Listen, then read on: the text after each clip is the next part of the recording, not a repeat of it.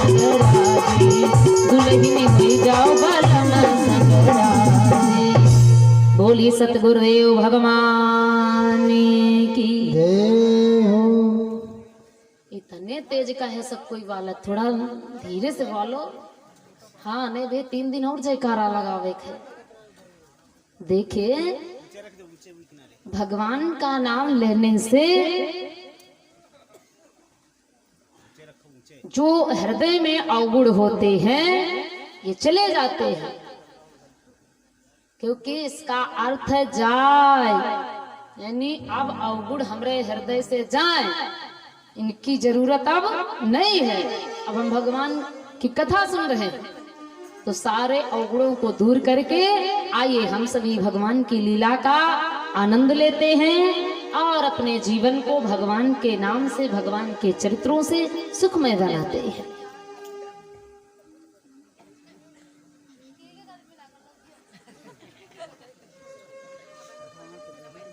अच्छा नीचे कथा चालू है या मौसी तो बहुत ही गर्मी लागत है। मौसी वाला जो रिश्ता है ना ये हम दोपहर में बताए हैं। तो आइए हमारी माताएं बहनें और भैया लोग शांति का परिचय बना करके बैठे, भगवान की लीला का आनंद लिया जाए। अन्यथा समय कभी रुकता नहीं है, समय निरंतर चलता रहता है। हम कुछ कर पाए या ना कर पाए लेकिन समय चलता रहता है। हम कहते हैं कि घड़ी हमने हाथ में बांध रखी, लेकिन घड़ी कहती नहीं तुमने हमको नहीं बांधा, हमने तुमको बांधा है। करो या ना करो हम अपना समय निकाल देंगे। तो आइए समय को देखते हुए अपने कार्य की ओर। भोले बाबा कैलाश पहाड़ पर्वत पर सुंदर बरगद की शीतल छाया में मैया भवानी को कथा श्रवण करा रहे हैं। भवानी जी बैठी भगवान भोले बाबा से कथा सुन रही है, और वहां तो एक ही सुनाने वाला और एक ही सुनने वाला है, और यहाँ तो बहुत सारे भक्त भगवान की लीला का आनंद ले रहे हैं। ये बड़े भैया सौभाग्य की बात है, क्योंकि कथा सौभाग्य से मिलती है, एक भाग्य से कथा नहीं मिलती है। जब भगवान का अनुग्रह, 9 ग्रह तो होते ही हैं, 9 ग्रह आपके ऊपर अनुकूल जब हो जाएंगे तब 10वां अनुग्रह भगवान का होता आपके ऊपर। तो ये बहुत बड़ा सौभाग्य है जो हम सभी भगवान की लीला में आए, और सभी का बहुत बहुत भगवान की लीला में स्वागत है। तो ये बड़े सौभाग्य की बात, हर किसी के नसीब में नहीं कि भगवान की कथा सुन ले, हर किसी के नसीब में नहीं कि भगवान की कथा करवा सके, हर किसी का भाग्य नहीं है कि भगवान की कथा में सहयोग कर सके। ये भी भैया बड़े सौभाग्य की बात होती है। धन तो हम सभी प्राणी कमाते हैं जिंदगी में, और सबका काम है कमाना, लेकिन हम कहते भैया कमाना नंबर 1, और दूसरा खाना, और तीसरा संतानें पैदा करना, और चौथा काम सोना। अगर इन्हें 4 काम जानते हो तो तुमसे ठीक है जानवर, तुमसे ठीक है जानवर, तुम फिर मनुष्य नहीं है, हैं? ये काम जितने आप कर रहे हो ये सब जानवर करता है। आपका कार्य है कि आप कमाओ, जीवन में व्यापार करो, कारोबार करो। हम ये नहीं कहते भगवान का भजन नहीं करो ना, कारोबार करो, व्यापार करो, धन खूब जिंदगी में कमाओ, और इसके साथ साथ में भगवान का भजन, भगवान का सत्संग, संतों का आगमन कभी कभी हो जाए। क्योंकि जिस गांव में नारायण की कथा होती है उस गांव का कलह चला जाता है।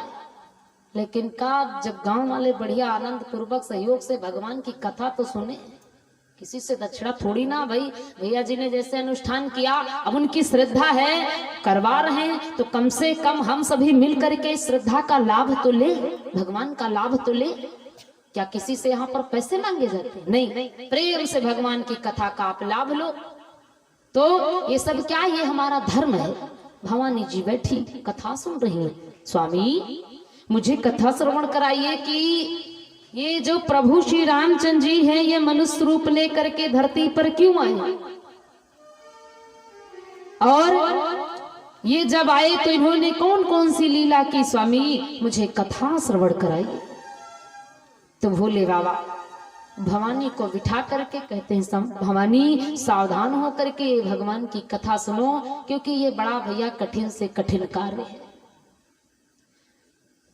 लेकिन ये बातचीत का बंद न हुई है इनका लागत है, शांति से सब लोग बैठे, तब आनंद आता है।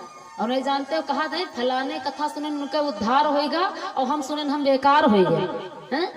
कुछ लोग कहा थे हमका यह कथा सूट नहीं करे, हम कथा सुन के बेकार हो गए। और कुछ जने कहा हम कथा सुने तो हमारा उद्धार होएगा। कहे कि भैया वर्णन आया है कि सब श्रोता रूप नहीं, कुछ सोते और सरौते हैं, कुछ सोते और सरौते हैं।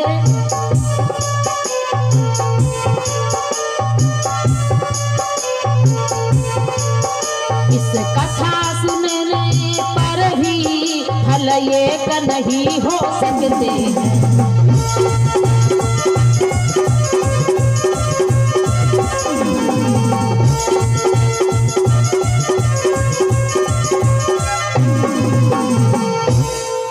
तो भैया कथा प्रांगण में श्रोता हुआ तो 4 प्रकार के, लेकिन अपन न मान लो, सोचो सब जने यहाँ जितने लोग बैठे सब लोग बहुत बढ़िया हो, हम कहाँ तक तारीफ करें। जितने लोग बैठे जितने लोग आए हो सब लोग बहुत बढ़िया, सुंदर, बहुत सुंदर आचरण, बहुत सुंदर आपका चरित्र, बहुत बहुत बढ़ाई है आपकी।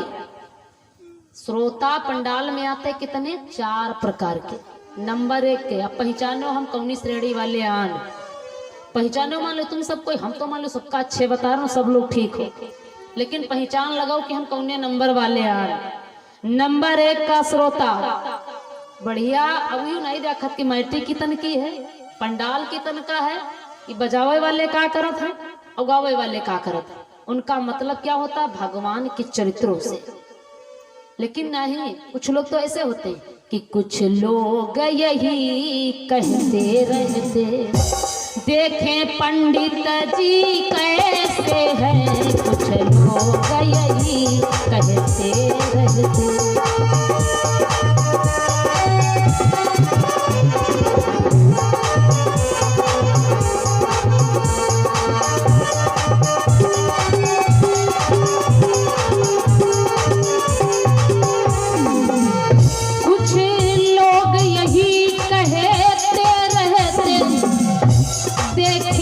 पंडित जी कैसे। दूसरे नंबर पर उनके नजर कहा, वो कैसी साज बजाते हैं, वो कैसी साज बजाते हैं, और क्या क्या कथा सुनाते हैं, वो कैसी साज।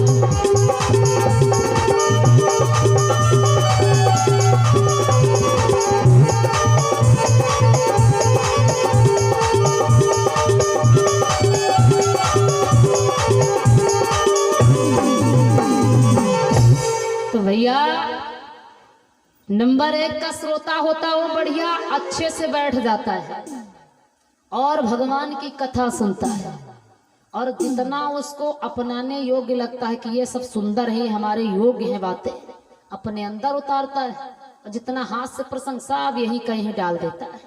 नंबर 1 का कथा होता है श्रोता, जो सुपा का काम करता है। आप सूप को जानते हैं, घर में होता है, मम्मी लोग जानती है। सूप का काम क्या होता है? नहीं पछवारत तो हो, लेकिन मां करत का हो। सूप करता क्या है? पछोरती तो हो, लेकिन कोई काम भी तो वो करता है। इतना नहीं जाना तो ठीक हम बताइए। सूप का काम है जितनी धन राशि होती वो अपने अंदर रखता है जब साफ सफाई में लगाती हो, और जितना फरहा वाला भाग, बेकार भाग, सब बाहर जाओ, तुम्हारा कोई काम नहीं है। तो सूपा का कार्य जो करते हैं उनका उद्धार होकर ही रहता है, क्योंकि राम कथा कौन है?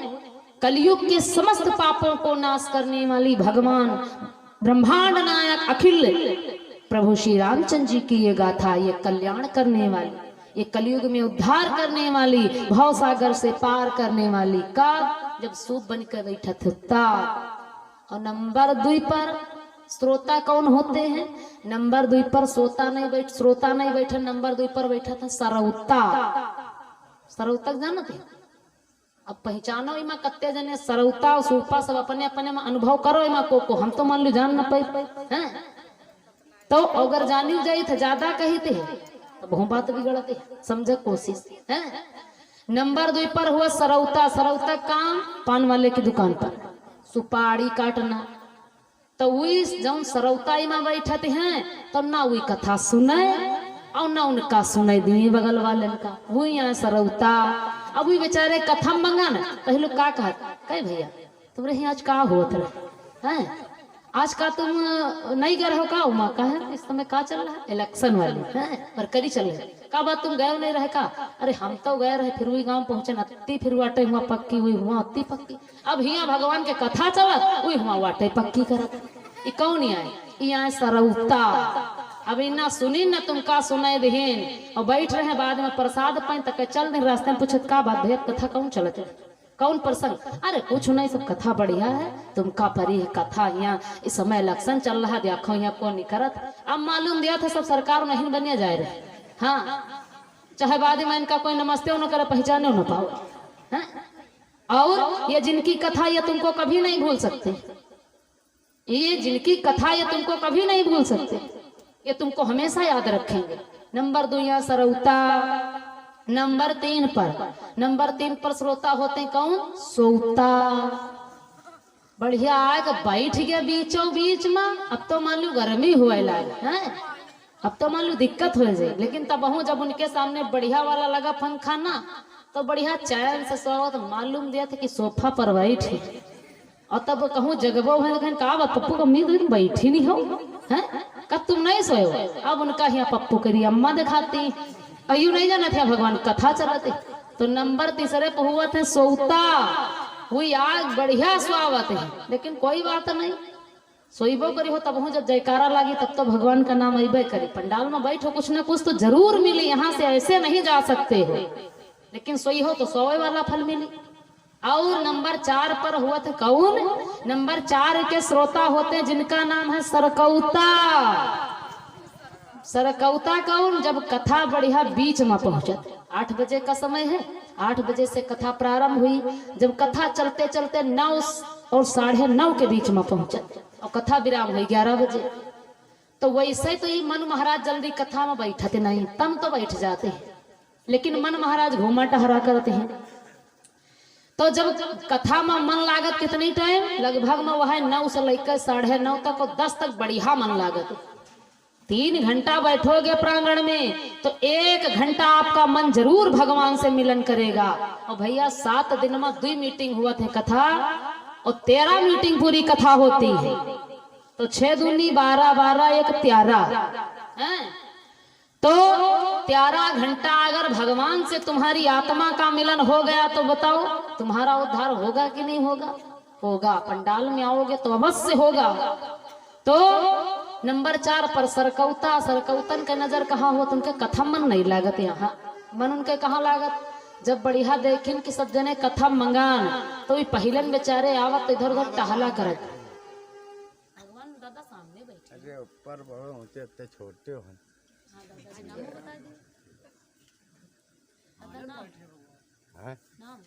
नाम प्रहलाद सैदनपुर जयचंदपुर नहीं। और ये दादाजी हैं प्रहलाद सैदनपुर। 51 मुद्राएं और भगवान के लिए प्रसाद लाए हैं। बहुत बहुत कल्याण करे परमात्मा सदा भंडार भरे जीवन मंगलमय हो और परिवार में सुख समृद्धि। देखिए कितनी सुंदर भक्त की पहचान कि भगवान के दरबार में जब भी आया जाता है तो खाली हाथ नहीं आया जाता। आपको हम ये भी बता रहे हैं कि भगवान के दरबार में कभी भी जाया जाए तो खाली हाथ नहीं जाना चाहिए क्योंकि बिना दक्षिणा के फल नहीं मिलता। भी ना सोचो पंडित जी सब अपन काम बनाए रहे ना, हम आपको शिक्षा सिर्फ दे रहे हैं इस बात की। चाहे आप एक पुष्प ही क्यों ना लेकर के आओ भगवान के चरणों में अर्पण करो, पुष्प भी ना मिले तो चाहे एक अक्षत अपने घर से ले करके भगवान की आरती में या भगवान के सिंहासन में चढ़ा दो। कोई जरूरी नहीं कि तुम 150 200 या 10,000 रुपये चढ़ाओ ना, 1 भी रुपये भगवान के लिए दक्षिणा काफी है। क्योंकि 1,00,000 तभी पूरा होगा जब जैसे 90,999 हो, और जब तक 1 नहीं होगा तब तक लाख नहीं कहा जाएगा। तो 1 का महत्व बड़ा मायने रखता है। 1 रुपये भी काफी। तो चाहे भगवान के दरबार जाओ, चाहे इष्ट मित्र के यहाँ जाओ, चाहे रिश्तेदार मेहमानी में जाओ, लेकिन कभी खाली हाथ नहीं जाना चाहिए। जरूरी नहीं कि तुम 500 रुपए किलो वाली VIP मिठाई खरीदो, 12 बंकी पहले जाओ साकेत, हैं? जरूरी नहीं है। आपसे जो हो सके वो लेकर के जाओ, लेकिन कभी किसी के दरबार पर खाली हाथ नहीं जाना चाहिए। कुछ ना कुछ लेकर के जरूर भेंट जाना चाहिए। ये धर्म की पहचान है, भक्त की पहचान है। तो नंबर 4 पर हम बता रहे थे सरकौता। सरकौता की नजर होती कहाँ? चप्पल पर। अब यहाँ तो मान लो आज तक शिकायत नहीं हुई है, नहीं तो भैया जब कथा चलती है तो इतने लोगन के चप्पल खोए जाते हैं, कहूँ हेलमेट खोए जाते हैं। तो जब भीड़ होती है भक्तों की तो कुमा आ जाते हैं सरकौता नंबर 4 वाले हैं। तो जब सरकौता है, सरकौता का मन कथन थोड़ा ना लागे। वही देखत कि को आए चप्पल 120 वाले 180 वाले पहन के आवा बढ़िया, वो नाप फिट कर जब प्रांगण में घूमा टहरा करत ना, तो मान लो आप लोग ने हमका अनुभव हो जाता कि कुछ बात नहीं हमका लागत वह मैं क्या सरकौता में के। तो चप्पल देख रहे, यह मारे कहा कि भैया इधर उधर टहराओ ना, बैठ जाओ, हैं? नहीं हमरे भैया आए कथा सुने, 120 के चप्पल खरीदिन कोठिन तो ही आए कथा सुने, और तुम अपन घात लगाओ, हैं? बहन जी हो तो का दोबारा भी कथा सुनाई है नहीं है। यह मारे कहे भैया अगल बगल टहरो ना, सब लोग बैठ जाओ, जहां तक जगह मिले तो बैठ जाओ। नहीं नंबर 4 में होते सरकौता। तो ऐसे भक्तों का कल्याण नहीं होता है। जो भक्ति से, भाव से, प्रेम से बैठ करके भगवान की कथा सुनता है उसका उद्धार हो जाता है। क्योंकि भवानी जी को मोह हुआ था, भ्रम हुआ था, इसीलिए आज भवानी जी स्वयं कहती हैं स्वामी मुझे कथा सुनाओ। भोले बाबा सुनाने लगे देवी। तो दोपहर के समय में वाणी को कहां पर विराम दिया गया था? अभी बताओ, मान लो हम तो गए भूल, इतनी देर से बताओ। अब बताइए हमारे भक्तजन, तब हम जानेंगे कथा सुनते हो या नहीं सुनते हो। और नहीं फिर हम सोचा भी नहीं वो नहीं वाले आई। अच्छा, हलवा नहीं खवाना, खीर खवाना, का मतलब कथा रहो तो सुने तो, लेकिन बात वह रहे। यही मैं क्या मतलब समझ लो कौन नंबर वाले हैं?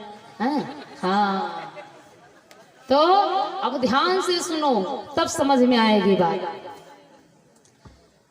इधर जब महाराज दशरथ ने तीनों देवियों के साथ में यज्ञ किया तो यज्ञ चली थी 9 महीने तक निरंतर। यज्ञ भगवान प्रसन्न हो गए। अग्नि भगवान जब प्रकट हुए तो हाथ में खीर प्रसाद लेकर के प्रकट हुए और महाराज दशरथ को दे दिया। दशरथ, क्योंकि जिनके संतानें नहीं होती हैं और संतानें नहीं काफी परेशान हैं। कुछ लोग बताओ भैया हम 2-2 लाख की दवा कर डाले, 3 लाख की दवा, और कहते भैया का कहूँ 50,000 लगा भगवान के कथा सुने रहो। हाँ या सुनी है तो घाटा हो जाए, और चाहे वहाँ डॉक्टर 1 लाख बताई मैं तो उनका दे है। आदमी से कहो भैया पानी पी लो शरीर का फायदा करी, तो कहा कहाँ तक पिया जाए। और जब बनत काल रहा तो उल्टा लटकत, उल्टा ही बोतल लटकावा जा तो नसन के द्वारा पी लियत बढ़िया लेट के, है वो अच्छा लगा। जब आपका कार्य ना बनता हो तो आपको एक बार भगवान का ध्यान कर लेना चाहिए कि आखिर भर प्रभु की कृपा मेरे ऊपर क्यों नहीं हो रही है, ये टेबलेट मुझे क्यों नहीं फायदा करती है, इंजेक्शन मुझे क्यों नहीं फायदा करता, कहीं ना कहीं इसमें कारण भगवान का छुपा है। तो भगवान को ध्यान कर लो, शायद भगवान आपकी सुन ले। क्या डॉक्टर जिम्मेदारी लेते हैं? डॉक्टर तो नहीं लेते, लेकिन यदि भगवान के ऊपर तुमने निर्भर होकर के कार्य किया है तो भगवान जिम्मेदारी ले ही लेते हैं। तो आज महाराज दशरथ यज्ञ किए, यज्ञ से भगवान प्रसन्न हुए और खीर प्रसाद लेकर के आए। कहा महाराज ये प्रसाद ले जाकर के अपनी रानियों को बांट दो। दशरथ जी महाराज तीनों देवियों को प्रसाद देते हैं। तीनों देवियां प्रसाद को ग्रहण करती हैं और जब प्रसाद ग्रहण करती हैं तो तीनों देवियां अपने अपने भवन में बैठी भगवान का ध्यान कर रही हैं। क्योंकि गर्भवती माता को गरुड़ पुराण का वर्णन है। गर्भवती माता को कभी लड़ाई झगड़ा नहीं सुनना चाहिए। गर्भवती माता को कभी पराये घर नहीं रहना चाहिए। गर्भवती माता को कभी खुले केसों में बाहर नहीं जाना चाहिए। और गर्भवती माता को भोजन भी बहुत विचार करके करना चाहिए, क्योंकि जो लक्षण मां में होते हैं वही लक्षण अंत में पुत्र में भी मिलते हैं। इसलिए गर्भवती माताओं को बहुत बच करके रहना चाहिए गर्भावस्था में। अगर लड़ाई झगड़ा ज्यादा सुन रहे हो ना, तो फिर बच्चे किस तरीके से होते हैं, जैसे कंस और रावण हो। तो तुम हो माँ, तुम संतानों को जन्म देने वाली हो, तो अपने आप को बहुत विचार करके इस परिस्थिति में रहना चाहिए। तीनों देवियां, गोस्वामी जी कहते हैं कि मंदिर महा सब राज ही रानी,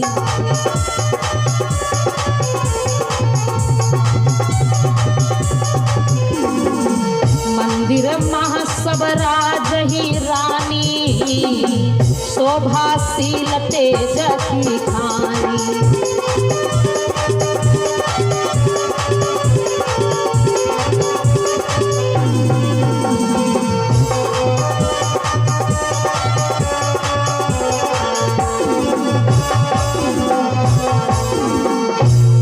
गोस्वामी जी कहते हैं मंदिर, तो तीनों देवियां अपने अपने भवन में बैठी, और जहां पर भैया भगवान का भजन किया जाए, जहां पर भगवान की प्रतिमा हो, जहां पर भक्ति हो, उस स्थान को मंदिर कहते हैं। तीनों देवियां अपने अपने भवन में बैठी भगवान का ध्यान कर रही हैं, और भगवान का ध्यान करते करते दिव्य परमात्मा का तेज तीनों देवियों में समाहित हुआ। धीरे धीरे करके बड़ा सुंदर समय आता है जब 9 महीने पूरे हो जाते हैं देवियों को भजन आराधना करते हुए। सुंदर समय त्रेता में 9वीं तिथि होती है। गोस्वामी जी कहते हैं कि रामा 9वीं तिथि मधुमास पुनीता, राम सिया रामा रामा।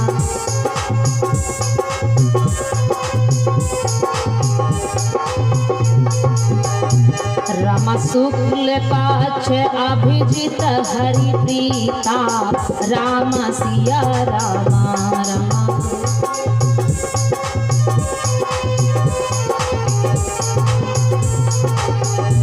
रमा मध्य दिवस अति शीत न घामा, राम सिया रामा रामा।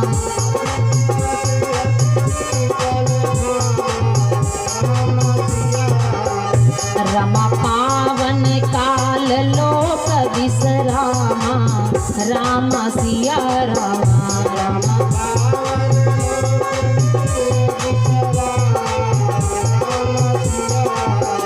रमा शीतल मंद सुरभि बहबाहु, राम सिया रामा रामा।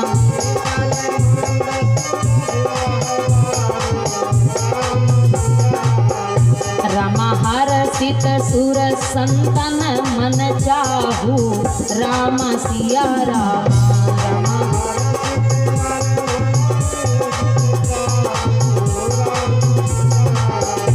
रमा सो अवसर विरंची जब जाना, राम सिया रामा रामा।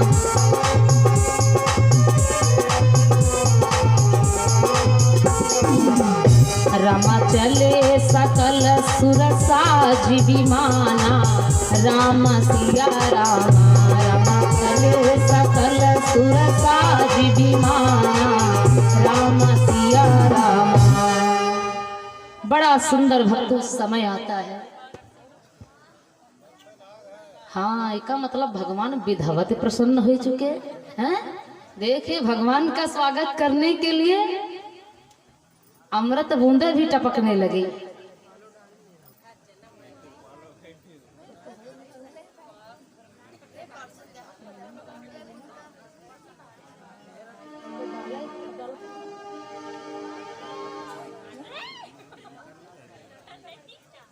तो भैया ऐसा करो, टपका महाराज तो आ चुके हैं और कथा तो चल रही, लेकिन इस पर पाल डालने के लिए व्यवस्था करो। अगर बूंदे टपक जाएंगी तो ये बाजे नहीं बज पाएंगे, क्योंकि हम लोग तो मजबूत हैं, लेकिन जो ये यहाँ का बनाया साधन ये बेकार है, क्योंकि ये हम लोगों का बना, अगर पानी आ गया तो फिर ये बजेंगे नहीं। और वैसे कहते भगवान के स्वागत के लिए वह चले जाए हैं। हाँ, तो बड़ा सुंदर समय आया त्रेता में। और हम बताते हैं भैया, ब्रह्म के 2 ही अवतार हुए। ब्रह्म के 2 अवतार, एक रामा अवतार, एक कृष्ण अवतार। और दोनों अवतारों में एक ही समय, एक ही घड़ी का अंतर, एक ही युग का अंतर, एक ही पक्ष का अंतर। त्रेता में भगवान नवमी के दिन आए और द्वापर में भगवान अष्टमी के दिन आए, एक ही दिन का अंतर। त्रेता में भगवान जो है शुक्ल पक्ष में आए और द्वापर में भगवान कृष्ण पक्ष में आए, एक ही पक्ष का अंतर। हाँ देखो बंद होगा, सब लोग बैठो, भगवान का स्वागत करने। आप लोग कहे चला चली लगा रखे हो है?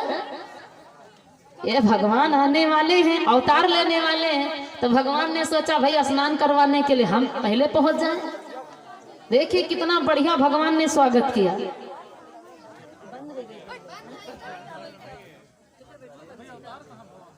तो आप लोग शांति से बैठे, बारिश नहीं होगी तो।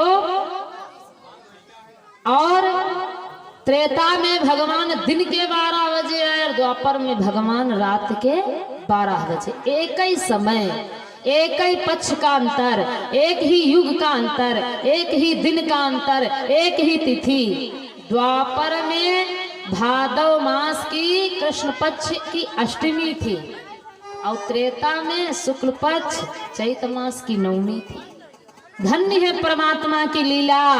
आज जब त्रेता में सुंदर शुक्ल पक्ष नवमी की तिथि आई, सभी देवता भगवान को मनाने लगे कि हरि आ जाओ, हरि आ जाओ, हरि आ जाओ, हरि आ जाओ, हरि आ जाओ, हरि आ जाओ, हरि आ जाओ, हरि आ जाओ, हरि आ जाओ, हरि आ जाओ, हरि आ जाओ, हरि आ जाओ, हरि आ जाओ, हरि आ जाओ। सब भक्त करे पुकार, हरि तुम आ जाओ। सब भक्त करे पुकार, हरि अब आ जाओ। सब भक्त करे पुकार, हरि तुम आ जाओ। सब भक्त करे पुकार, हरि अब आ जाओ। हरि आ जाओ, हरि आ जाओ, हरि आ जाओ, हरि आ जाओ। प्रभु आ जाओ, प्रभु आ जाओ। प्रभु आ जाओ, प्रभु आ जाओ। ये बताओ, इतने हम ध्यान से भगवान को बुला रहे, तुम लोग काहे की चिंता में बैठे हैं? क्या तुमको सबको भगवान की जरूरत नहीं है, हैं?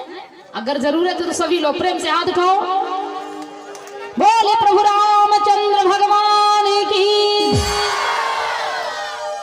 ये आवाज तो पंडाले में नहीं जा रही, तो भगवान के पास कहाँ जाएंगे? हैं? सभी लोग प्रेम से बुलाओ भगवान को, तो भगवान आएंगे। हरि आ जाओ, हरि आ जाओ, हरि आ जाओ, हरि आ जाओ।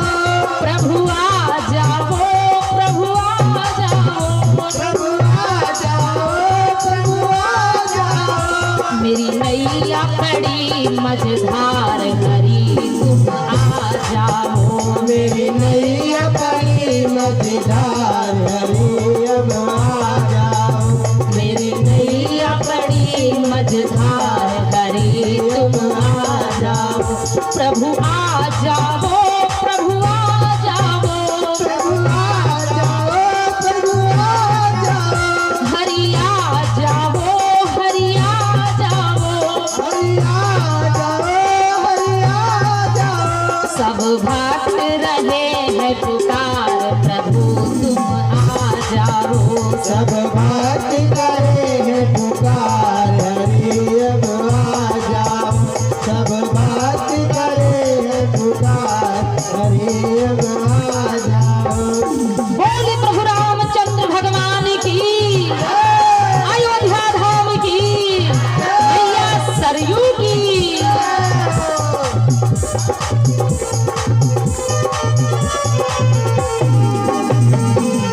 भाव से तालियों के साथ भगवान को बुलाना है।